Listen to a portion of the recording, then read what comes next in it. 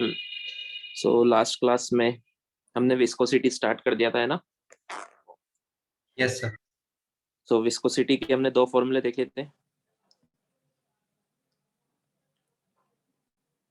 Okay, viscosity viscosity के बाद हमने सरफेस टेंशन भी स्टार्ट कर दिया था, ध्यान है सबको? Yes sir. ठीक है। सरफेस टेंशन, सरफेस एनर्जी क्या होता है ना? कोई भी लिक्विड या फ्लूइड की जो फ्री सरफेस होती है लिक्विड की, वो हमेशा स्ट्रेस्ड मेम्ब्रेन की तरह बिहेव करती है। उसमें एनर्जी स्टोर्ड रहती है और वो अपने एरिया को मिनिमम करना चाहती है। ये सारे पॉइंट्स याद है ना? Yes sir. Hmm. Yes sir.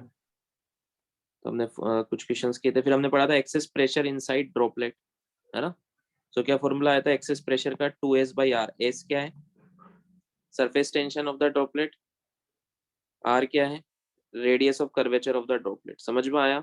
तो आपको हमेशा याद रखना है, अगर किसी लिक्विड की कॉन्वेक्स इस तरह की सरफेस है, ठीक है? सो मान लो एक तरफ प्रेशर है P1 और एक तरफ है P2, तो जिस तरफ सेंटर होता है वो वाला प्रेशर एक्स्ट्रा होता है, एक्सेस होता है। कितना एक्स्ट्रा होता है? 2s/r से। यहाँ का प्रेशर P1 है तो यहाँ का कितना होगा? P1 + 2s/r। समझ में आया क्या? Yes sir. किस तरफ से प्रेशर ज्यादा लेंगे हमेशा? जिस तरफ ये मुड़ा हुआ है, जिस तरफ इसका कर्वेचर है, जिस तरफ इसका सेंटर है, उस तरफ प्रेशर क्या लेंगे हम? हमेशा ज्यादा लेंगे, क्योंकि स्ट्रेस्ड मेम्ब्रेन की तरह इसकी सरफेस बिहेव कर रही है ना, तो इस तरफ बाहर के प्रेशर के साथ एक एक्स्ट्रा फोर्स भी लग रहा होगा। समझाया था ना मैंने? ध्यान है सबको? तो उस वजह से अंदर का प्रेशर ज्यादा होता है। समझ में आया? Yes sir. Excess pressure in A shop bubble वो कितना आया था? 4s/r। कितना आया था? 4s/r। आगे बढ़े इसके आगे। 4s/r। Okay, next topic is contact angle. ये क्या होता है देखो, या angle of contact. Angle of contact बोलते हैं या कांटेक्ट एंगल बोलते हैं, ठीक है? So what is this? देखो, देर आर टू सिनेरियोस। हम क्या करेंगे, एक लिक्विड में दो अलग अलग टाइप के लिक्विड लेंगे।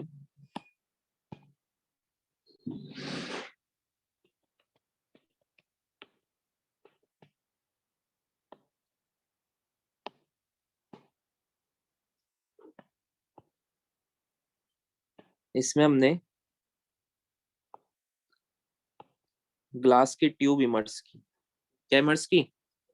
ग्लास की ट्यूब। तो हमने क्या देखा, ये जो लिक्विड है इसकी जो फ्री सरफेस है वो इस तरह से थोड़ी सी राइज हो जाती है। क्या हो जाती है? राइज।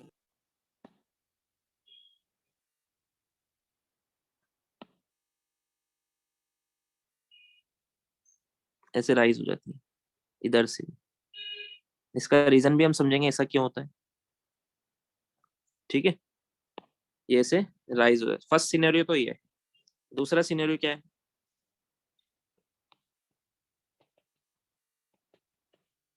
ये दूसरा लिक्विड है, इसमें भी मैंने ट्यूब ट्यूब इमर्स की।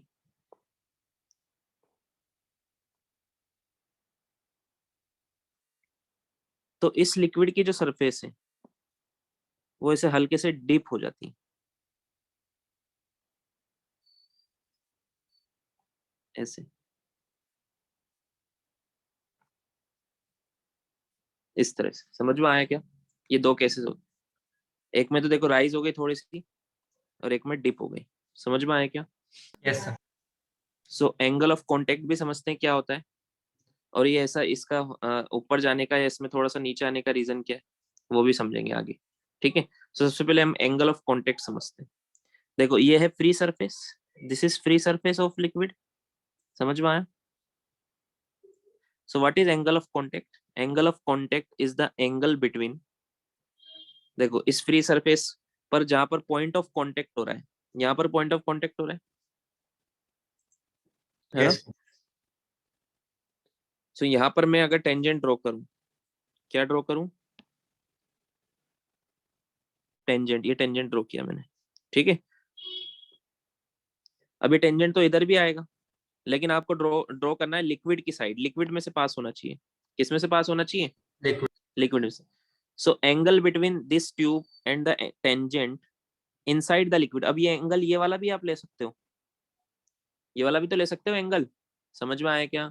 बट आपको कौन सा लेना है? जो लिक्विड में से जा रहा है, जो लिक्विड में से जा रहा है। इस एंगल को बोलते हैं एंगल ऑफ कांटेक्ट। क्या बोलते हैं? एंगल ऑफ अगर मैं यहाँ पर टेंजेंट ड्रॉ करूं, आप चाहो तो इधर भी कर सकते हो या इधर भी कर सकते हो। समझ में आया? एक ही बात है ना। और ये ट्यूब के साथ एंगल, ये वाली ट्यूब के साथ एंगल। अब यहाँ पे भी आपको दो एंगल दिखेंगे, या तो आप ये वाला लोगे या फिर आप ये वाला लोगे। तो कौन सा वाला सही है? जो लिक्विड में से पास हो रहा है। समझ में आया क्या? लिक्विड के यस साथ। इसको बोलते हैं एंगल ऑफ कांटेक्ट। तो ध्यान से देखो, जिसमें लिक्विड थोड़ा सा राइज होता है उसमें एंगल ऑफ कांटेक्ट 90 डिग्री से कम होता है। समझ में आया? जिसमें लिक्विड थोड़ा सा डाउन चला जाता है उसमें एंगल ऑफ कांटेक्ट 90 डिग्री से ज्यादा होता है। ये वाले केस में एंगल ऑफ कांटेक्ट क्या है? 90 डिग्री से ज्यादा। और इस वाले केस में एंगल ऑफ कांटेक्ट क्या है? 90 डिग्री से कम है। समझ में आया क्या? दो तरह के केस है। यस आया सर। समझ में? सो इस एंगल को बोलते हैं एंगल ऑफ कांटेक्ट। क्या बोलते हैं? इसको डिफाइन कर लेते हैं अपन। The angle between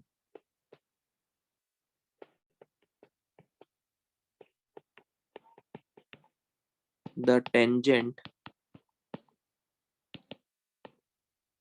at the liquid surface at the, किन किन के बीच का एंगल है?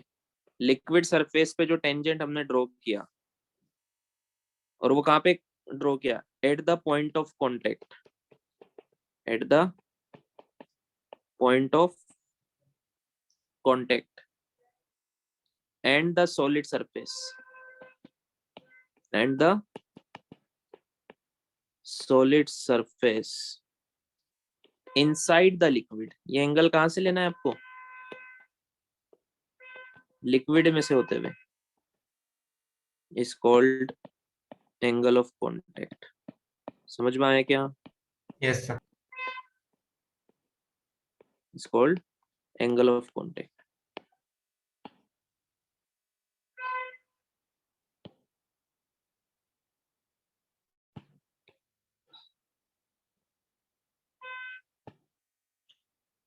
So what is angle of contact? The angle between the tangent, ये जो आपने टेंजेंट ड्रॉ किया, एट द लिक्विड सरफेस। किस पर टेंजेंट ड्रॉ किया आपने? जो सरफेस बन रही है ना, इसके सरफेस पर आपने टेंजेंट ड्रॉ किया। कहां पर किया? वो भी जहां पर पॉइंट ऑफ कांटेक्ट है, at the point of contact and the solid surface. और ये जो सॉलिड सरफेस है इनके बीच का angle inside the liquid is called angle of contact. बोलो, समझ में आया क्या? Yes sir. है ना। सो अब ध्यान से देखो, जब एंगल 90 डिग्री से कम होता है इसको हम बोलते हैं मिनिस्कस। इसको क्या बोलते हैं? मिनिस्कस बोलते हैं इसको। ये जो बन रहा है ना इसको बोलते हैं मिनिस्कस। ये कौन सी मिनिस्कस बन रही है? ये बन रही है कॉनकेव। और ये वाली कौन सी बन रही है? कॉन्वेक्स। समझ में आया क्या? यस इस सर। वाले में बन रही है कॉनकेव मिनिस्कस। कौन सी मिनिस्कस बनती है अगर एंगल ऑफ कांटेक्ट 90 डिग्री से कम हो तो?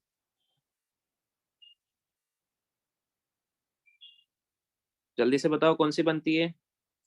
कॉनकेव। कॉनकेव। और कॉनकेव। इसमें कौन सी बनेगी? Convex. Convex. Convex convex. Meniscus.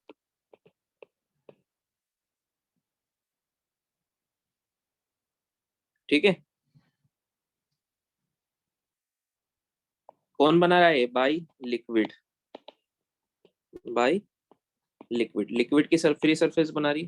ठीक है, समझ में आया? Yes then sir. Yes sir. इसको हम बोलते हैं कि ये जो सॉलिड है ना इसको ये गीला करती है। ऐसी ऐसी लिक्विड जिसका एंगल ऑफ कांटेक्ट 90 डिग्री से कम होता है वो सॉलिड को क्या करती है? गीला कर देती है, वेट कर देती है, क्योंकि थोड़ा सा ऊपर चली गई ना। समझ में आया क्या? तो क्या कर रही है इसको? वेट कर रही है। हमने इसको डिप किया था तो ऑब्वियसली गीला तो होगा इसी, बट ये जनरली यहाँ तक होना चाहिए था, उससे ज्यादा हो रहा है ना, इस लेवल तक हमने इसको गीला करना था, बट इसने उससे ज्यादा कर दिया। समझ में आया क्या? Yes sir. Yes, sir. तो इस केस में हम क्या लिखेंगे, ये सॉलिड को क्या करती है, गीला करती है। समझ में आया? इसमें क्या लिखेंगे, इसको हम यहाँ तक गीला करना चाह रहे थे, बट ये तो यहीं तक ही हुआ, उसके कम तक हुआ। समझ में आया क्या? तो यस इसमें सर। लिखेंगे Yes, do sir. Not wet the solid surface. समझ में आया? Yes, sir. Yes sir. अब इनके एग्जांपल्स लिख लेते हैं।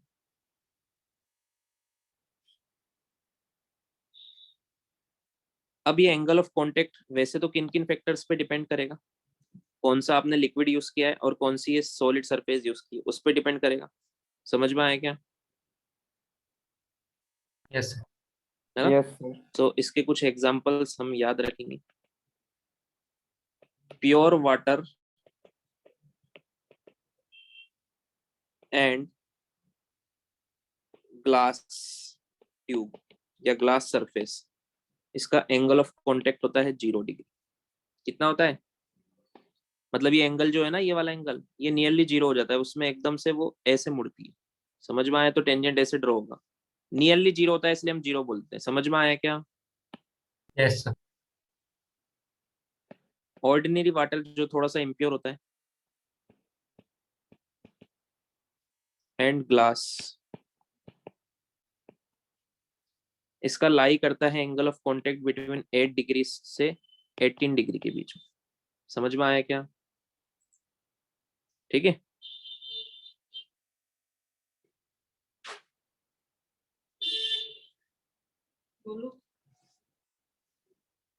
प्योर वाटर हो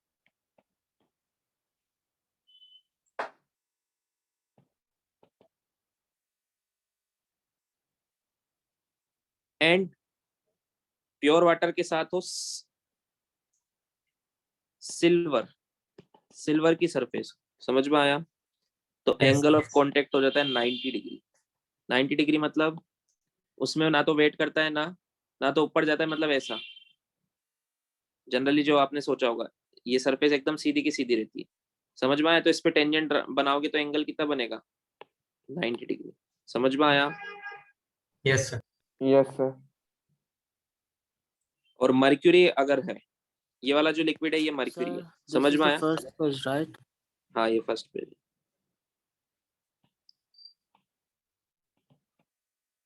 मर्क्यूरी एंड ग्लास है, तो इसका होता है 137 डिग्री, इसका एंगल 90 डिग्री से ज्यादा। समझ में आया?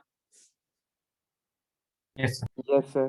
तो बेसिकली डिपेंड करता है कौन सा लिक्विड आप यूज कर रहे हो, कौन सा सरफेस आप यूज कर रहे हो। समझ में आया? उस पर कॉन्टेक्ट एंगल डिपेंड करता है। लिखो इसको। सर एक्चुअली मुझे आपके पास काफी ब्रेक हो रही है सर, आप एक बार फिर से एक्सप्लेन कर देंगे क्या? हाँ, एंगल ऑफ कांटेक्ट क्या होता है, angle between tangent of liquid surface, ठीक है, and solid surface inside the liquid, इसको बोलते हैं एंगल ऑफ कांटेक्ट। जो 90 डिग्री से कम होते हैं वो Yes, कॉनकेव sir. मेनिस्कस बनाते हैं, जो 90 डिग्री से ज्यादा होते हैं वो कॉन्वेक्स मेनिस्कस बनाते हैं। 90 डिग्री से कम वाले सॉलिड को वेट करते हैं और ये सॉलिड को वेट नहीं करते हैं। ये कुछ एग्जांपल्स हैं, लिखो यहाँ तक।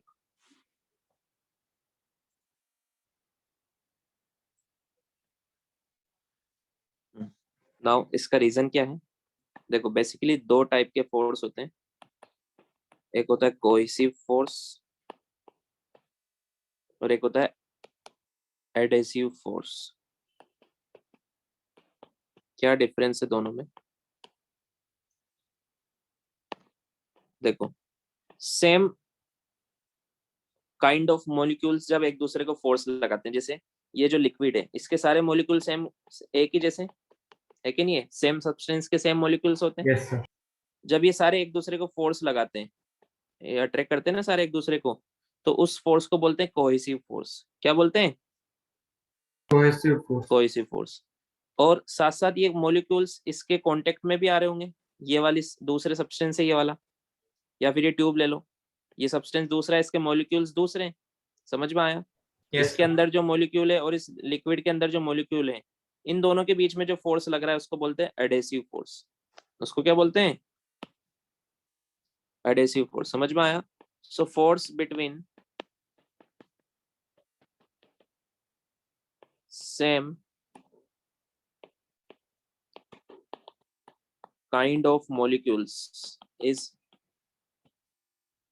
cohesive force, and force between different kind of molecules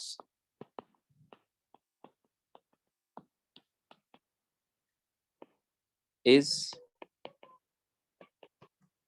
adhesive force। समझ में आया? जैसे Yes. आपने फेविकॉल पे लिखा होता है ना, एक गुड एडेसिव एजेंट। फेविकॉल पे पढ़ा है आपने कभी? Yes, sir. फेविकॉल क्या करती है? दो अलग अलग सब्सटेंस के बीच में अच्छा खासा फोर्स लगाती, वो एडेसिव फोर्स बोलते हैं उसको, और उनको चिपका देती। समझ में आया क्या? Yes Yes. सर। है ना? अब देखो, अगर आप वाटर की ड्रॉपलेट, ठीक है, इसको सरफेस पर गिराओगे तो इसका शेप कुछ इस तरह का हो जाता है। समझ में आया? ये किसकी ड्रॉपलेट है? वाटर की। ऐसा क्यों हो जाता है इसका शेप? क्योंकि वाटर के केस में जो फोर्स लग रहा है in between water to water molecule, जो कोहेसिव फोर्स होता है, कौन सा फोर्स होता है? एंड ये जो नीचे वाली जो सरफेस है, समझ में आया? Force between water to this surface वो बड़ा होता है। इस फोर्स को क्या बोलेंगे? Adhesive force. तो इसके मॉलिक्यूल्स अट्रैक्ट हो जाएंगे, ज्यादा मॉलिक्यूल्स इसके कांटेक्ट में आने का ट्राई करेंगे because of this greater force. समझ में आया क्या? Yes, sir. बट अगर आप मर्क्यूरी की ड्रॉप को ऐसे गिराओगे तो इस सरफेस पर ऐसी ही रहती है। समझ में आया क्या? इसका रीजन क्या है? ये मर्क्यूरी की ड्रॉप है। ये किसकी ड्रॉप है? मर्क्यूरी की। तो फोर्स बिटवीन जो मर्क्यूरी टू मर्क्यूरी जो मॉलिक्यूल्स के बीच में लग रहा है, जिसको हम बोलते हैं कोहेसिव फोर्स, वो बड़ा होता है कंपेयर टू, किससे बड़ा होता है? Mercury solid. Mercury to this solid surface, जिसको हम बोलते हैं एडेसिव। समझ में आया? तो ये आपस में इतना एक दूसरे से इतना फोर्स लगा रहे हैं कि इस सरफेस के कंपेयर में ज्यादा फोर्स लगा रहे हैं इसके, इसलिए शेप में कोई चेंज नहीं आ रहा है। समझ में आया? सो इस केस में भी यही हो रहा है। यहाँ पर जो मॉलिक्यूल्स है ना, इन मॉलिक्यूल्स को ये वाले मॉलिक्यूल्स भी अट्रैक्ट कर रहे हैं। समझ में आया? बट ये ग्लास के मॉलिक्यूल्स भी अट्रैक्ट कर रहे हैं इस तरफ। समझ में आया? सो कौन Yes. ज्यादा फोर्स से अट्रैक्ट कर रहे हैं? अगर ये वाटर है तो ग्लास के मॉलिक्यूल ज्यादा Glass. अट्रैक्ट कर रहे हैं। हाँ, इस केस में एडेसिव फोर्स ज्यादा होता है। समझ में आया? Yes. इसलिए इसको वेट करता है, ये गीला हो जाता है, थोड़ा सा राइज हो जाता है। समझ में आया? और ये मर्क्यूरी है, इसमें मर्क्यूरी के बीच में जो फोर्स लग रहे हैं इन सारे मॉलिक्यूल्स के बीच में वो ज्यादा है, इसलिए ये राइज नहीं होता है, ये नीचे चला जाता है। और समझ में आया? Yes, yes sir. Sir. So this is contact angle. आया समझ में? लिखो।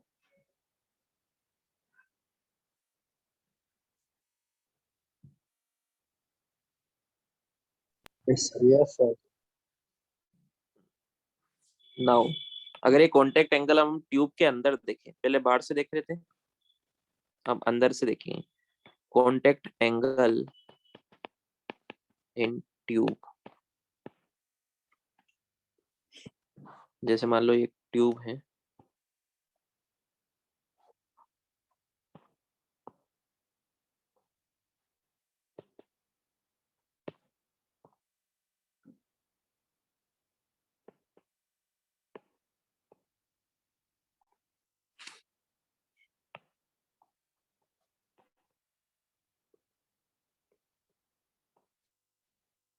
इसकी रेडियस है मान लो स्मॉल आर।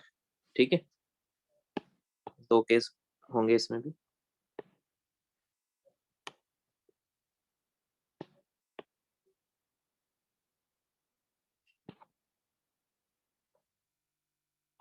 इसमें मैंने लिक्विड भर दिया,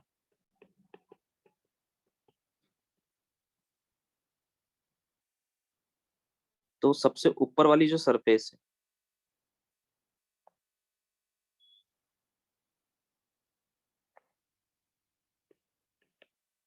वो कुछ इस तरह का सरफेस बनाएगी, सबसे ऊपर वाली ऐसे बनाती, ठीक है। Yes. Yes sir. अब यहाँ पे एंगल ऑफ कांटेक्ट क्या होगा, यहाँ पे मैं टेंजेंट ड्रॉ करूंगा, ये वाला, ये छोटा सा टेंजेंट ड्रॉ किया, तो लिक्विड के अंदर जो एंगल है इसको बोलते हैं एंगल ऑफ कांटेक्ट। समझ में आया? ये कौन सा मिनिस्कस बना है, इसको बोलते हैं कॉनकेव मिनिस्कस। क्या बोलते हैं? फर्स्ट वाला हम क्या देख रहे हैं, कॉनकेव मिनिस्कस। समझ में आया? ये वाला हम देखेंगे कॉन्वेक्स मिनिस्कस। इस वाले में जैसे अगर आपने मर्क्यूरी फिल कर दिया तो वो ऐसे ही मिनिस्कस बनाएगा। समझ में आया? Yes, sir. यहाँ पे एंगल ऑफ कांटेक्ट क्या होगा, यहाँ पर मैं टेंजेंट ड्रॉ करूं इस सरफेस पर, तो angle between surface and tangent at the liquid. समझ में आया?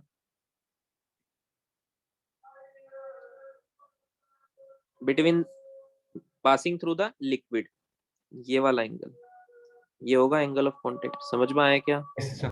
Yes Yes, sir. sir. ठीक है। इसमें एंगल ऑफ कांटेक्ट 90 से कम है, इसमें एंगल ऑफ कांटेक्ट 90 से ज्यादा है। समझ में आया? Yes, sir. अब एक तो हमें इसकी रेडियस भी निकालनी है। ये जो कॉनकेव मिनिस्कस बन रहा है ना, ये कर्वेचर है इसका, मान लेते हैं इसका सेंटर यहाँ होगा, ये सेंटर होगा इसका। समझ में आया क्या? Yes sir. ये कर्वेचर जो है, अगर मैं इसका पूरा सर्कल ड्रॉ करूं तो ऐसा बनेगा, और मान लेते हैं इसका सेंटर यहाँ है। समझ में आया? तो ये इसकी रेडियस होगी, होगी कि नहीं होगी?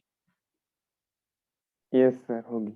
अब अगर मैं यहाँ पे 2 पॉइंट लूं, एक कंसेप्ट तो हमें जो पहले से पता है, एक पॉइंट मैंने यहाँ पे लिया 1 और एक पॉइंट लिया इसके जस्ट नीचे 2, तो 1 पर प्रेशर कितना होगा, P ATM P not.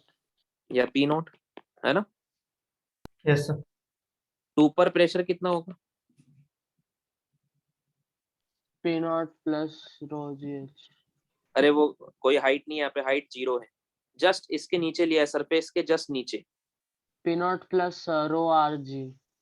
Row R G, ये क्या होता है? रेडियस सर, मतलब हाइट की जगह रेडियस।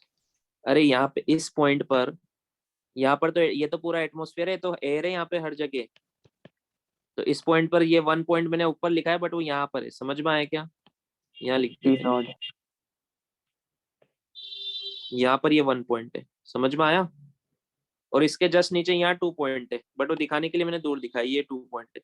2 पर प्रेशर कितना होगा? P not. पी हाँ, नॉट।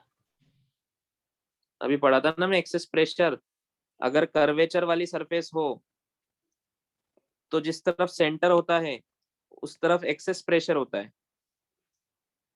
समझ में आया क्या? Yes, sir. कितना एक्सेस प्रेशर होता है, 2s/r।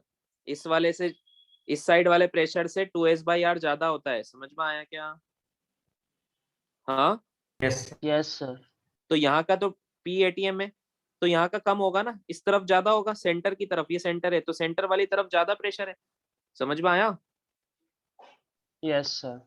Yes, sir. सेंटर वाली तरफ ज्यादा प्रेशर है, यहाँ नीचे कम होगा, इसके जस्ट नीचे कम होगा, फिर तो नीचे जाओगे तो फिर बढ़ने लग जाएगा because of rho G H, but मैं तो जस्ट यहाँ की बात कर रहा हूँ। समझ में आया?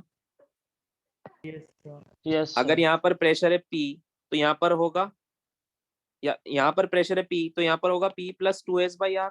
समझ में आया? हाँ, होगा कि नहीं होगा? यस तो हमें सर। ये वाला Yes, प्रेशर sir. पता है, बाहर वाला प्रेशर पता है, तो अंदर वाला क्या होगा, -2s/r, P1 -2s/r। समझ में आया क्या? Yes, sir. Sir. मतलब P0 -2s/r। ऐसे अगर मैं यहाँ पर 2 पॉइंट लूं, 1 और ये 2, ठीक है, तो 1 पर तो वही P0 है, 2 पर क्या होगा? 2 पर क्या होगा? P naught plus 2s P by R. naught plus 2s by R. हाँ, अब इस तरफ इस सेंटर इधर आ गया ना इसका, और रेडियस मान लो ये है। समझ में आया? Yes sir. तो क्या होगा? P not plus 2s by R। समझ में आया? जिस तरफ सेंटर होता है उधर प्रेशर ज्यादा हो जाता है, उस वाले रीजन में प्रेशर ज्यादा हो जाता है। ठीक है, अब यहाँ पर रेडियस में कंफ्यूजन नहीं होना चाहिए। मैंने ये वाली रेडियस पुट नहीं की। रेडियस किसकी है? वो जो कॉनकेव सरफेस है ना, वो उसकी रेडियस है। यहाँ पर रेडियस किसकी होती है? इस सरफेस की रेडियस होती है। समझ में आया क्या? Yes, sir. हाँ, ट्यूब की रेडियस नहीं पुट करनी है, वहां पे किसकी रेडियस पुट करनी है? जो सरफेस बन रही है ना कॉनकेव और कॉन्वेक्स, उसकी रेडियस पुट करनी है यहाँ पर और यहाँ पर। समझ में आया? लिखो इसको। तो ऐसे प्रेशर हम बता सकते हैं।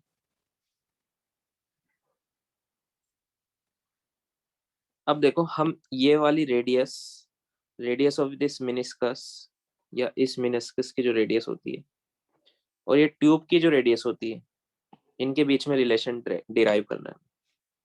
ठीक है, सो रिलेशन बिटवीन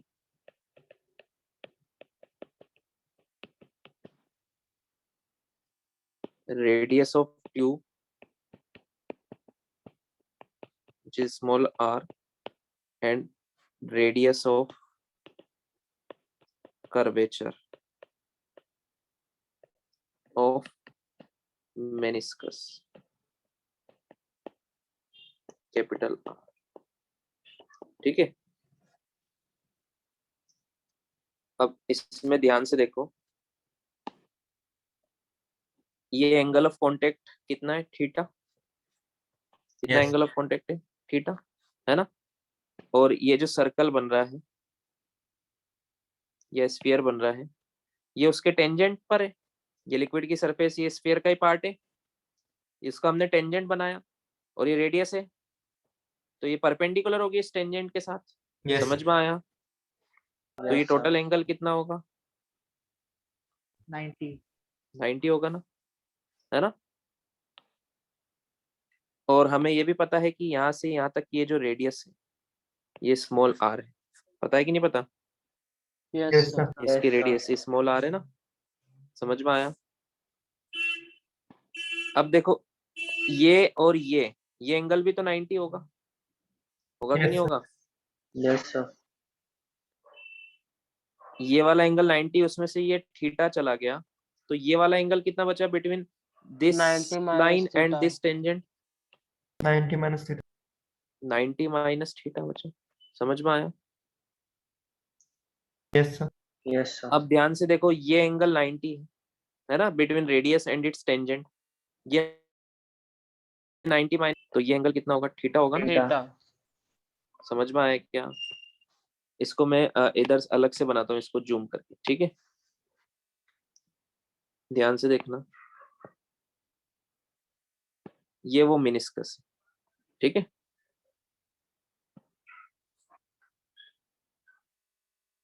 और ये ट्यूब का क्रॉस सेक्शन है। ये स्मॉल आर है और ये कैपिटल आर है। समझ में आया? Yes. Yes sir. यहाँ हमने ऐसे टेंजेंट बनाया था। ठीक है,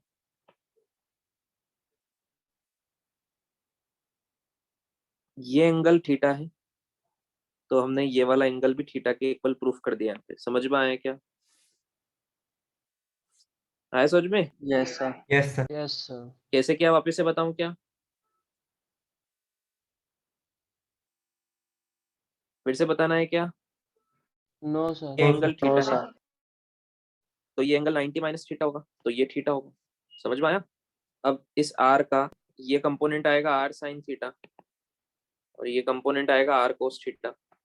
समझ में आया? तो R cos theta is equal to कितना आ गया? Small r. स्मॉल आर आ गया ना। समझ में आया? तो या यस तो ऐसे सर। याद रख लो, cos theta is equal to small R upon capital R, and here theta क्या है? Theta is angle of contact. Small R क्या है? Radius of tube. Radius capital of R क्या है? tube. Radius of curvature of meniscus. समझ में आया? Yes, sir. Yes, sir. लिख लो।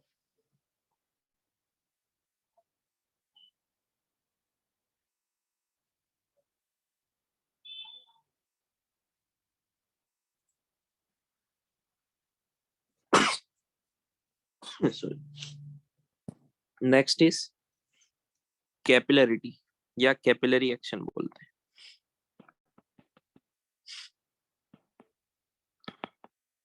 कैपिलरिटी या कैपिलरी एक्शन।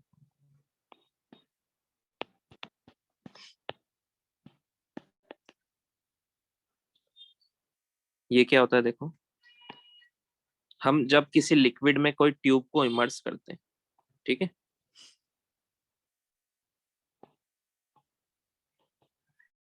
इसी लिक्विड में हम कोई ट्यूब को इमर्स करते हैं, ये जो ट्यूब होती है इसको हम बोलते हैं कैपिलरी ट्यूब। क्या बोलते हैं? Capillary tube. तो जब हम इस ट्यूब को इसमें इमर्स करते हैं, वैसे तो ये ट्यूब का जो डायमीटर होता है ये बहुत ही कम होता है। इसका जो डायमीटर होता है ये बहुत कम होता है, बहुत पतली ट्यूब होती है, बट दिखाने के लिए मैं आपको इसका डायमीटर थोड़ा ज्यादा दिखा रहा हूँ। समझ में आया क्या? Yes, sir. सो अगर ऐसा लिक्विड है जिसका एंगल ऑफ कॉन्टेक्ट 90 डिग्री है, लेस देन 90 डिग्री है, तो वो वाला लिक्विड क्या है, इसमें ऊपर राइज हो जाता है। इसमें ऊपर क्या हो जाता है? राइज हो जाता है। समझ में आया? Yes, sir. ऐसे राइज हो जाता है, ठीक है। और ऐसा लिक्विड जिसका एंगल ऑफ कॉन्टेक्ट 90 डिग्री से ज्यादा है, वो कैपिलरी ट्यूब में डिप हो जाता है। वो कैपिलरी ट्यूब में क्या हो जाता है?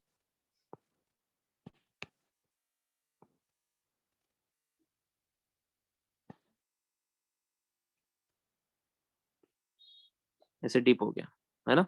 मान लो ये एच हाइट ऊपर राइज हो गया और इसमें एच हाइट नीचे चला गया। समझ में आया? ये कौन सा लिक्विड है जिसका एंगल ऑफ कॉन्टेक्ट 90 डिग्री से ज्यादा है, ठीक है। सो ये दो केसेस पॉसिबल है। तो इसको बोलते हैं कैपिलरिटी या कैपिलरी एक्शन। और इस ट्यूब को बोलते हैं, इस ट्यूब को क्या बोलते हैं? Capillary tube. कैपिलरी ट्यूब, ठीक है। ये जो ट्यूब होती है इसकी रेडियस बहुत कम होती है, जनरली ग्लास की बनी होती है, सिलेंड्रिकल होती है। समझ में आया क्या? Yes, sir. है ना। जो प्लांट्स में हम जो उनको वाटरिंग करते हैं, तो ऊपर तक ट्री में ऊपर तक पानी इसी एक्शन की वजह से जाता है। समझ में आया क्या? Yes. Yes, sir. Yes, sir. अब ये कितनी हाइट ऊपर राइज होता है और क्यों राइज होता है वो समझते हैं, ठीक है। देखो, इसके मैं आपको दो तरह के डेरिवेशंस कराऊंगा, जैसा आपको ज्यादा अच्छा लगे आप वो उससे उसको यूज कर सकते हो। सर वो आपने थीटा स्मॉलर देन 90 और ग्रेटर देन 90 क्या लिखा उससे मतलब कैसे बना डायग्राम? ये थीटा के एंगल ऑफ कांटेक्ट होता है। एंगल ऑफ कांटेक्ट को अगर 90 डिग्री से कम है तो वो सॉलिड को वेट करते हैं, इसलिए ऊपर चढ़ जाएगा ये वेट करने के लिए। समझ में आया? जिनका 90 डिग्री हाँ, से ज्यादा होता है वो सॉलिड को वेट नहीं करते, ठीक है। ओके। जिनका एंगल ऑफ कांटेक्ट 90 डिग्री से ज्यादा होता है, तो ये कॉन्वेक्स मेनिस्कस बनाते हैं और ये कॉनकेव मेनिस्कस बनाते हैं। समझ में आया? हाँ सर। हम्म। अब देखो, ये हाइट निकालने का डेरिवेशन देखते हैं। ये जो ट्यूब है,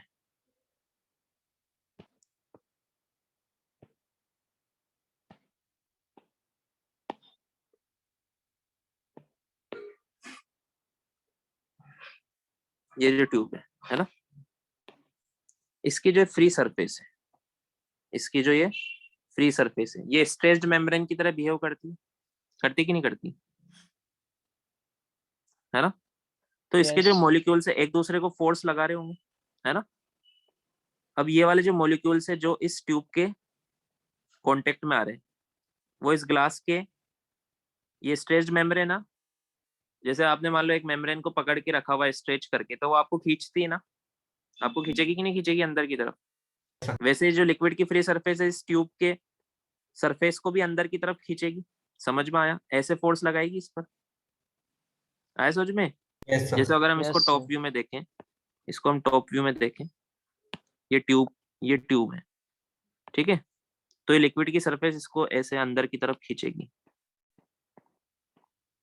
क्योंकि ये स्ट्रेच्ड मेम्ब्रेन की तरह भी हो करती है, फोर्स लगाएगी। समझ में आया क्या? Yes sir. Yes. है ना? तो एक्शन की रिएक्शन भी होगी। ये अंदर खींच रहा है तो ये इसको बाहर खींचेगा। ट्यूब की सरफेस लिक्विड के मॉलिक्यूल्स को अंदर फोर्स लगा रहे हैं तो वो बाहर लगाएगा। समझ में आया क्या? Yes, sir. आया समझ में? सो ये ट्यूब के जो मॉलिक्यूल्स है इस लिक्विड की सरफेस को, मान लो ये डीएल एलिमेंट है और सरफेस टेंशन एस है। सरफेस टेंशन का फॉर्मूला क्या था? फोर्स पर यूनिट लेंथ, या force due to surface tension क्या था? सरफेस टेंशन इनटू लेंथ, ये था ना? Yes, याद है sir. फॉर्मूला? सो मान लो मैं डीएल एलिमेंट ऑफ लिक्विड ले रहा हूँ, उस पर कितना फोर्स लग रहा होगा? S, SDL. मान लो इसकी एस इंटू डीएल। समझ में आया?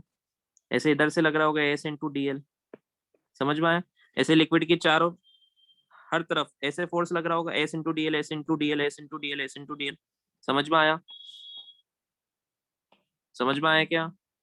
Yes sir. Yes, sir. अब मान लो एंगल ऑफ कांटेक्ट है थीटा, एंगल ऑफ कांटेक्ट है थीटा, तो ये एंगल भी थीटा ही होगा। समझ में आया? तो Yes. इस फोर्स का एक कंपोनेंट ऊपर आएगा, एस डीएल कोस थीटा, और एक कंपोनेंट इधर आएगा, एस डीएल साइन थीटा। आएगा कि नहीं आएगा? एक इधर आएगा एस डीएल साइन थीटा, और एक ऊपर आएगा एस डीएल कोस थीटा। समझ में आया क्या? Yes sir. Yes, sir. ऐसे इस पूरी लिक्विड की सरफेस पर, पूरे सरकमफेरेंस पर जो सॉलिड की ट्यूब जो फोर्स लगा रही है, उसके दो कंपोनेंट आ रहे हैं, एक ऊपर आ रहे हैं सब तरफ से, पूरी सरफेस पर किधर आ रहे हैं? ऊपर आ रहे हैं। समझ में आया क्या? और एक ऐसे वाले आ Yes, रहे हैं, ये sir. साले तो कैंसिल हो जाएंगे सारे फोर्स। तो नेट फोर्स किधर लग रहा है? Upward. ऊपर की तरफ, Upward. है ना? कितना लग रहा होगा net force on liquid due to surface? Net force on liquid due to surface tension by glass कितना लग रहा होगा? 2SDL cos theta. S D L cos theta का इंटीग्रेट कर दो, टोटल निकालना है तो पूरी सरफेस पर, सारे ऊपर ही तो लग रहे हैं, सबको ऐड करना है। मैं S D L cos theta plus S D L cos theta plus S D L cos theta, है ना? कितनी लेंथ पर लग रहे हैं फोर्स? 2 पाई आर लेंथ पर। समझ में आया क्या? Yes, sir. Yes.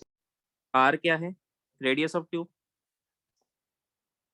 तो 0 से 2 पाई आर लिमिट लगा दो, टोटल लेंथ डीएल की लिमिट लगेगी ना यहाँ पे। कोस थीटा एंगल तो कांस्टेंट है, एस भी कांस्टेंट है। समझ में आया? तो नेट फोर्स कितना आएगा? एस कोस थीटा, डीएल का इंटीग्रेशन होगा एल, लिमिट लगेगी 0 से 2 पाई आर, तो इनटू 2 पाई आर, ये आएगा। कितना फोर्स लग रहा है? समझ में आया क्या? Yes. अपवर्ड डायरेक्शन में। इस फोर्स की वजह से लिक्विड ऊपर राइज होगा, है ना? मान लो लिक्विड यहाँ था तो ये फोर्स ऊपर लग रहा था। समझ में आया? ये फोर्स ऊपर लग रहा था, आया समझ में? उसके वजह से लिक्विड राइज हो रहा है, तो कब तक राइज होगा? इस पूरे लिक्विड पर ऊपर ये फोर्स लग रहा है और नीचे mg लग रहा है। समझ में आया? Yes sir. अगर मैं इस पूरे लिक्विड पर या इसके अलग से एफडी बनाऊं, ठीक है, तो ऊपर तो क्या लग रहा है? ये नेट फोर्स लग रहा है, और नीचे क्या लगेगा? mg। जब भी दोनों इक्वल हो जाएंगे तब तक ही राइज करेगा। समझ में आया क्या? Yes, sir. तो net force is equal to क्या होगा? mg, है ना? नेट फोर्स कितना आया? s कोस थीटा इंटू 2 पाई r। समझ में आया क्या? Yes, sir. और mg मास हमें इसका गिवन नहीं है, हमें इसकी डेंसिटी गिवन है लिक्विड की, हमें इसकी डेंसिटी गिवन है लिक्विड की। तो डेंसिटी की टर्म्स में क्या लिखेंगे हम? मास को, वॉल्यूम इंटू डेंसिटी। वॉल्यूम कैसे लिखेंगे, इसका वॉल्यूम कितना होगा, pi R square into H. समझ में आया? Yes sir. Yes, sir. So pi R square into H into rho, volume into density into G. समझ में आया? Yes, sir. पाई से पाई कैंसिल, एक आर से एक आर कैंसिल। ठीक है, तो हमें एच निकालना था। एच कितना आया, 2s cos theta by R rho G. समझ में आया? Yes sir. Yes, sir. अब इस केस में थीटा, इस वाले केस में थीटा 90 से कम होता है। थीटा 90 से कम है तो ये cos थीटा की वैल्यू पॉजिटिव होगी, तो हाइट पॉजिटिव आएगी, मतलब ऊपर जाएगा। अगर थीटा 90 डिग्री से ज्यादा है तो cos 90 से ज्यादा हो तो वैल्यू नेगेटिव हो जाएगी, तो एच नेगेटिव हो जाएगी, मतलब उतना वो नीचे जाएगा। समझ में आया क्या? Yes, sir. Yes sir. लिखो फिर, एक और तरीके से प्रूफ करते हैं अपन इसको। चलो देखो, दूसरा डेरिवेशन शायद इससे भी इजी लगेगा, बट ये मैंने इसलिए बताया, इसमें आपको थोड़ा सा फीलिंग आएगी कि ऊपर क्यों राइज होते हैं। समझ में आया क्या? ऊपर ये फोर्स लग रहा है ना सरफेस टेंशन की वजह से, उस वजह से राइज होता है। ठीक है, अब दूसरा डेरिवेशन देखें। ये हमने वो ट्यूब ली थी, इसका डायमीटर बहुत कम होता है, बट मैं थोड़ा सा जान करके थोड़ा सा बड़ा बना रहा हूँ ताकि आपको समझ में आए।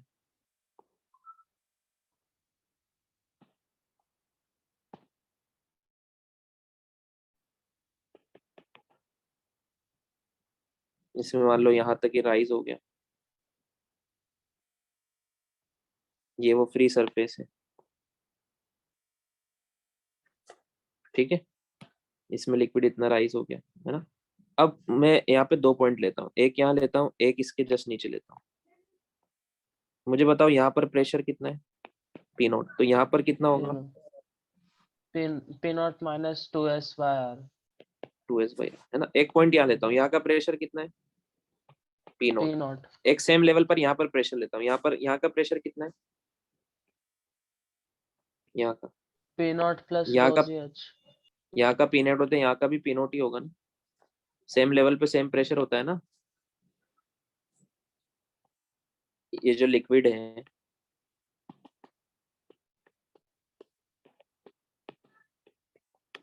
समझ में आया? यहाँ का प्रेशर पी नॉट है तो यहाँ का भी प्रेशर पी नॉट ही होगा ना, सेम लेवल पर। होगा कि नहीं होगा? Yes, sir.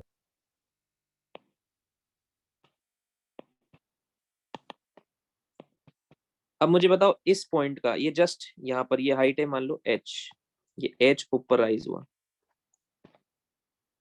यहाँ का P naught minus 2s by R है, तो इससे h नीचे आऊंगा तो कितना होगा, P naught minus 2s by R plus rho G H, इतना होगा ना। यहाँ का प्रेशर होगा कि नहीं होगा, यहाँ का P yes naught sir. Minus two हाँ एस बाई आर है लिक्विड का, इस जगह का। लिक्विड के जस्ट बाहर पी नॉट है, लिक्विड के जस्ट अंदर P naught minus 2s by R होगा, ये हमने पढ़ा था। होगा कि नहीं होगा? Yes, sir. Yes sir. जिस तरफ सेंटर होता है, सेंटर इधर है तो उस तरफ प्रेशर ज्यादा होता है, दूसरी तरफ प्रेशर कम होता है, तो कितना डिफरेंस होता है 2s बाई आर का। समझ में आया? Yes, sir. Only so bubble के केस में 4s बाई आर का होता है। ठीक है, सो यहाँ पर पी नॉट है तो यहाँ पर कम होगा तो कितना होगा, P naught minus 2s by R. अब यहाँ से h नीचे चला जाऊंगा तो यहाँ कितना होगा, P naught minus 2s by R plus rho G H, है ना। Yes, sir. Yes sir. But it should be equal to P naught, इसके इक्वल होना चाहिए ना एटमॉस्फेरिक प्रेशर के। समझ में आया क्या? Yes, sir. तो ये पी नॉट से पी नॉट कैंसिल, तो rho G H is equal to क्या आया, 2s बाई आर। कहने का मतलब क्या है, जितना यहाँ पर प्रेशर डिक्रीज हुआ ना, उतना इस लिक्विड को उतना ऊपर चढ़ना पड़ा ताकि वहां पर प्रेशर फिर से उतना इंक्रीज हो जाए इस जगह पर। समझ में आया क्या? Yes, sir. यहाँ पर 2s बाई आर से डिक्रीज हो गया ना, यहाँ पर प्रेशर, यहाँ पी नॉट था, यहाँ P naught minus 2s by R हो गया, तो इस लिक्विड को उस प्रेशर को मेंटेन करने के लिए उतना ऊपर चलना पड़ा कि फिर से वो प्रेशर उतना ही हो जाए पी नॉट। समझ में आया क्या? ओके, हाँ सर समझ अगर गया। मान लो यहाँ पर भी पी नोट होता और यहाँ पर भी पी नोट होता तो ये ऊपर जाता ही नहीं, यहीं पे रहती है सरफेस। समझ में आया?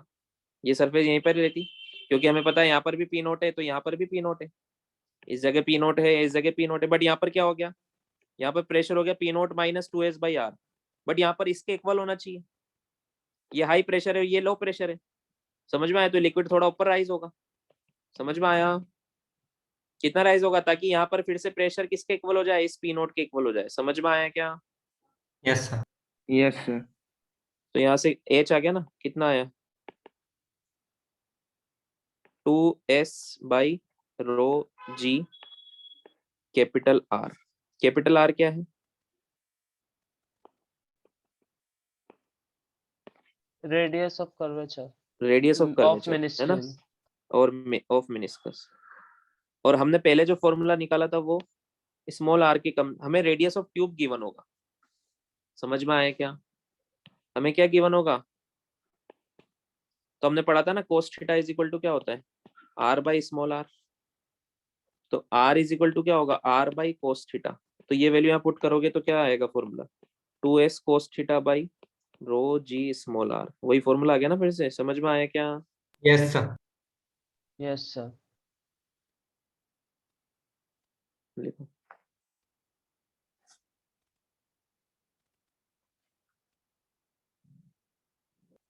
Recording in progress. तो ये फॉर्मूला आपको याद रखना है। लिख ले सबने? Yes, sir. तो इसमें आपको फॉर्मूले में क्या क्या है, 2s cos थीटा। s क्या है, सरफेस टेंशन, थीटा क्या, एंगल ऑफ कॉन्टेक्ट, रो क्या है, डेंसिटी ऑफ लिक्विड, g क्या है, एक्सेलेरेशन ड्यू टू ग्रेविटी, और r क्या है, रेडियस ऑफ ट्यूब। समझ में आया? ठीक है। तो आपको सरफेस टेंशन की होगी क्वेश्चन में, एंगल ऑफ कॉन्टेक्ट गिवन होगा, डेंसिटी गिवन होगी, रेडियस ऑफ ट्यूब गिवन होगी। तो आप क्या बता दोगे कि कितना राइज होगा या कितना फेल होगा। समझ में आया? Yes sir. है ना? सो इस पर फॉर्मूला बेस्ड क्वेश्चन कराने की जरूरत है क्या, सरफेस टेंशन वैल्यू पुट करना है, आंसर आएगा डायरेक्ट। आया समझ में? Yes, sir. Yes, sir. Yes sir. अब देखो इसमें एक इम्पोर्टेंट कंसेप्ट है कि जैसे मान लो आपने इसमें सारी वैल्यू पुट करके एच का आंसर निकाल लिया, मान लो आया 10 सेंटीमीटर। अज्यूम करो एच कितना आया, 10 सेंटीमीटर। ठीक है। बट ये जो ट्यूब की जो लेंथ थी वो 10 से कम है। लेंथ ऑफ ट्यूब जो है अबाउ लिक्विड वो 10 सेंटीमीटर से कम है। मतलब हमने जो एक कैलकुलेशन करके निकाला ना कि कितना ऊपर तक राइज होगा, आंसर आ रहा है 10 सेंटीमीटर तक, बट उतनी ट्यूब की लेंथ है ही नहीं। तो बताओ क्या होगा फिर? ओवरफ्लो। क्या ओवरफ्लो होगा? ये क्वेश्चन नेक्स्ट। क्या लिक्विड बाहर निकल जाएगा?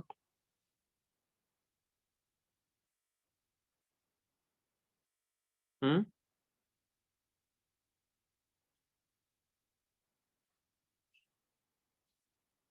सोचो जल्दी, क्या ओवरफ्लो होगा क्या?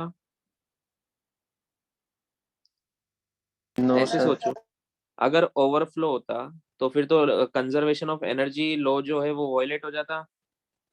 कैसे हो जाता? हम क्या करते, तालाब में जाके ऐसे ट्यूब लगा देते और वाटर अपने आप ऐसे बाहर निकलता विद सम काइनेटिक एनर्जी।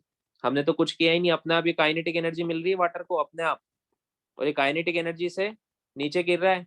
अब इस एनर्जी का हम यूज कर लेते हैं। मान लो इसको टरबाइन पे घुमा के हम इलेक्ट्रिसिटी बना देते, इसको टरबाइन पे गिराते, टरबाइन घूमती, जनरेटर के बीच में शाफ्ट घूमती, इससे इलेक्ट्रिसिटी बनती। समझ में आया क्या? अपने आप ही, बिना कुछ किए, बिना कुछ एनर्जी लगाए, हमने सिर्फ ट्यूब लगा दी पॉन्ड के अंदर। समझ में आया क्या? जिसकी लेंथ कम थी थोड़ी। तो ऐसा हो सकता है क्या? No, sir.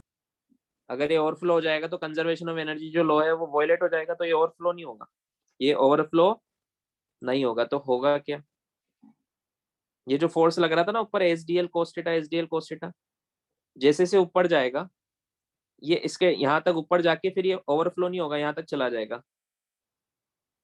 बट इस एफबीडी के हिसाब से तो ये फोर्स mg के इक्वल होना चाहिए। अगर ये हाइट उतना ऊपर नहीं गया, अगर ये हाइट उतना ऊपर नहीं गया तो फिर ये कैसे बैलेंस होगा? समझ में आया क्या? तो होगा क्या, धीरे धीरे धीरे धीरे फिर ये एंगल ऑफ कांटेक्ट, जो ये फॉर्मूला क्या आया था h is equal to 2s cos theta by rho R G, ये एंगल ऑफ कांटेक्ट कम हो जाएगा धीरे धीरे, इस cos थीटा की वैल्यू कम हो जाएगी, मतलब थीटा बढ़ने लग जाएगा। समझ में आया क्या? Yes, sir. समझ में आया? Yes, sir. ये cos थीटा को एडजस्ट होना होगा। देखो s कांस्टेंट है, r कांस्टेंट है, रो कांस्टेंट है, g कांस्टेंट है, तो इस cos थीटा को एडजस्ट होना होगा, इसको कम होना होगा, मतलब थीटा को बढ़ना पड़ेगा, तो एंगल ऑफ कांटेक्ट क्या हो जाएगा उस केस में? बढ़ जाएगा। समझ में आया क्या? Yes, sir. है ना? सो ये पॉइंट लिख लेते हैं हम, इंपॉर्टेंट कंसेप्ट है।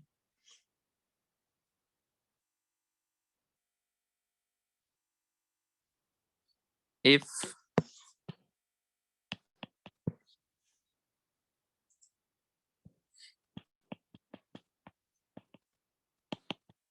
length of tube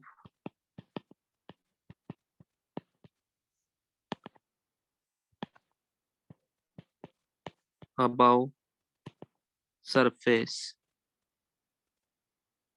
above liquid surface is less than 2s cos theta by rho g r, इससे कम है, ठीक है, इस फॉर्मूले से जो हमें मिल रही है, then liquid will rise up to top, top तक राइज होगा एंड स्टॉप्स, वहां जाके रुक जाएगा। समझ में आया? और साथ में क्या होगा, कांटेक्ट एंगल थीटा वो बढ़ेगा या कम होगा? वो बढ़ेगा, सो cos थीटा डिक्रीज होगा। समझ में आया? Yes, sir. सो ओवरऑल ये जो हाइट है 2s cos theta by rho G R, ये डिक्रीज होगी और ये इक्वल टू किसके इक्वल हो जाएगी? लेंथ ऑफ ट्यूब के। समझ में आया? Yes. Length of tube about liquid surface के। आया समझ में? लिखो इसको। Yes, sir.